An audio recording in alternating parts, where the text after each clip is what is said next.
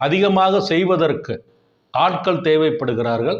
அப்படி அமர்த்தப்பட்டவர்களைத்தான் பிற்காலத்தில் நாம் தொழிலாளர்கள் என்று வரலாறு கூறுகிறது. ஆனால் இங்கே நீங்கள் இந்த ஆரம்ப காலத்தை நீங்கள் தொடர்ச்சியாக பார்த்தீங்கன்னா, ஒரு தொழில் செய்பவன் அந்த தொழிலை தான் மட்டும் செய்ய முடியாது என்ற காரணத்தினாலே மற்றொரு, அதாவது மூன்றாவது நபரை தேடல், அந்த தேடல் மூலியமாக மூன்றாவது நபரை வேலைக்கு அமர்த்துகிறான். தன்னால் இயலாத ஒரு காரியத்தை ஒரு மூன்றாவது நபருக்கு கொடுக்க வேண்டும் என்ற சிந்தனையில் உதித்தது தான் தொழிலாளர்களுடைய வரலாறு.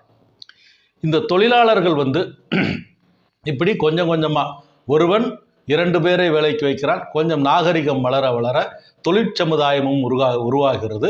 அப்படி தொழிற்சமுதாயம் உருவாகும் போதே தொழிலாளர்களும் உருவாகிறார். இந்த தொழிலாளர்களுக்கு வேலை செய்வதற்கான காலகட்டங்களை நிர்ணயம் செய்வதற்கு ஒரு காலகட்டத்தில்